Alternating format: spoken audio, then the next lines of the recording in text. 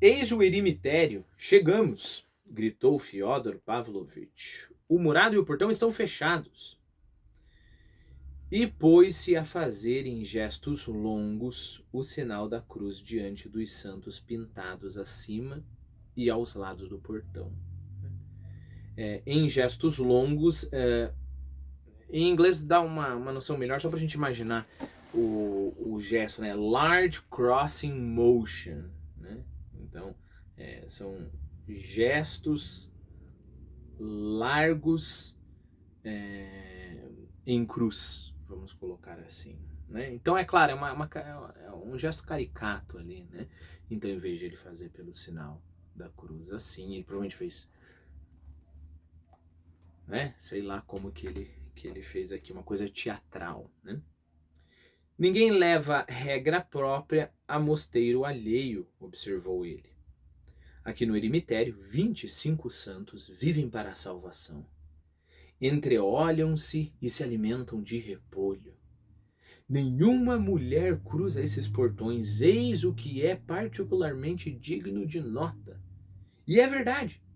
Mas como é que ouvi dizer que o Stariet recebe senhoras? Perguntou de repente ao monge. Novamente, aqui nós temos que analisar também a psicologia do Fyodor Pavlovitch, né?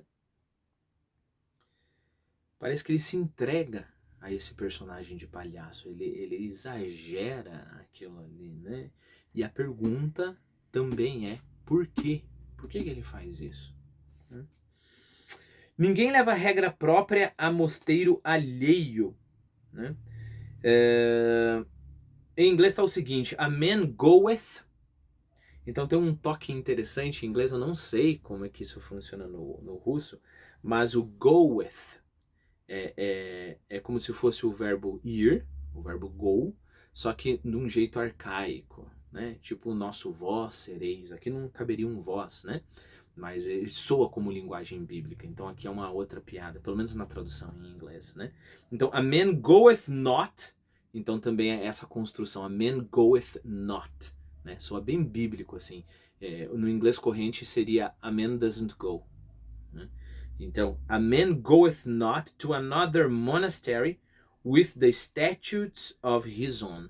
Então, um homem não irá, né, a um monastério alheio com os seus próprios estatutos.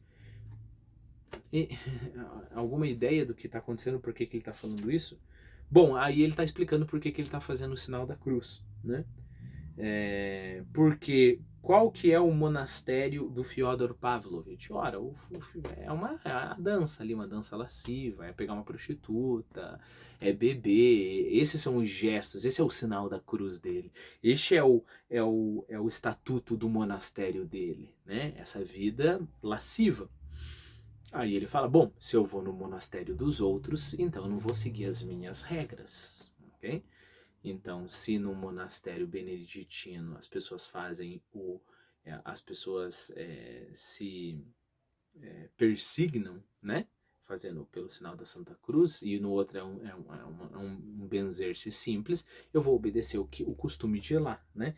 É claro que a graça aqui está em ele comparar a sua vida lasciva com um monastério, né? Então, eles têm as regras deles aqui, eles comem repolho e não deixam mulher entrar, e eu tenho as minhas regras lá, que é tentar fazer sexo com o máximo de mulheres possíveis e beber muito e comer muito bem, né? Mas como é que eu ouvi dizer que o Stariet recebe senhoras? Perguntou de repente ao monge.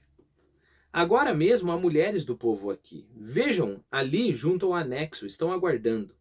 Já para as senhoras da alta sociedade foram construídos 2 pequenos cômodos aqui mesmo no anexo, mas fora do murado. Então a regra é que dentro do eremitério não entra mulher. Então fizeram uma peça para fora, né? Vejam aquelas janelas ali. O Stariets, quando está bem de saúde, sai pela janela interna para visitá-las. Desculpe, pela passagem interna para visitá-las, ou seja, sempre para além do murado. Neste exato momento, uma fidalga fazendeira de Kharkov, a senhora K. Klakova, então é K, eu falei Klo, né? Então é difícil pronunciar essas coisas. Koklakova. Koklakova. E ainda que eu estou ignorando os Hs aqui, que sabe-se Deus como eles pronunciariam no russo, né? Kokla, não sei. Koklakova. Então, Koklakova. Então está essa senhora, está à espera dele com sua filha que sofre de uma fraqueza. Quer dizer que assim mesmo há um acesso do eremitério aos cômodos das senhoras? Não vá pensar, Santo Padre, que eu esteja insinuando alguma coisa, só falei por falar. Sabe, no Monte Athos, não sei se está a par, não só são proibidas as visitas de mulheres, como não se permite absolutamente a presença de mulher e nem mesmo de criaturas do sexo feminino, como galinhas, peruas, bezerras. Monte Athos, é claro, nós estamos falando daquela península, né, montanhosa que tem muitos, até hoje, né, tem muitos mosteiros e todos os monges ficam isolados. Fyodor Pavlovich, vou voltar e largá-lo aqui sozinho, e sem minha presença o senhor será posto para fora pelo braço. Estou lhe prevenindo. Claro que foi o Miusov que falou isso. Em que eu atrapalho, Piotr Alexandrovich? Veja isto, gritou de repente, dando uns passos além do morado do eremitério. Veja em que vale de rosas eles moram. A referência aqui é clara a uma parte do Salve Rainha, né? Então uma parte do Salve Rainha é: a vós bradamos os degredados filhos de Eva, a vós suspiramos, gemendo e chorando neste vale de lágrimas. Né? Dizendo, é claro, deste mundo que é um vale de sofrimento. E olha a ironia do Fyodor Pavlovich. Eles moram aqui não num vale de lágrimas, eles moram aqui num vale de rosas. De fato, embora no mosteiro nem houvesse rosas, havia uma infinidade de raras e lindas flores de outono em toda a parte onde pudessem ser plantadas. Via-se que eram mimadas por mão experiente. Os canteiros estavam dispostos dentro do murado da igreja e entre os túmulos. A casinha de madeira térrea, com uma galeria à entrada e na qual ficava a cela de Stariets, também era rodeada de flores. Isso já acontecia antes no tempo do Stariet Varsonov. Dizem que de elegância ele não gostava, que levantava de um salto e até batia nas senhoras com um bastão, observou Fyodor Pavlovich subindo ao pequeno alpendre. Tem uma notinha aqui que é a seguinte, no alpendre, né? Trata-se do vocabulário russo kryutso, ou kryutso, de difícil tradução.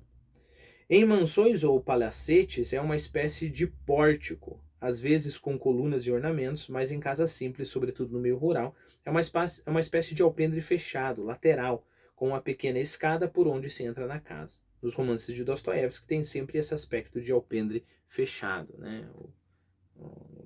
Digamos assim, a parte pobre desse kryutso.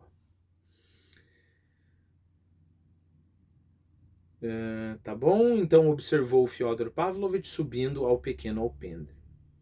Às vezes o Stariets Varsonov tinha realmente um quê de Yurodiev.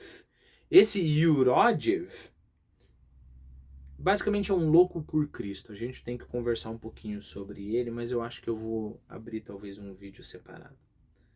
Mas se conta muita tolice ao seu respeito. Nunca deu bastonada em ninguém, respondeu o monge.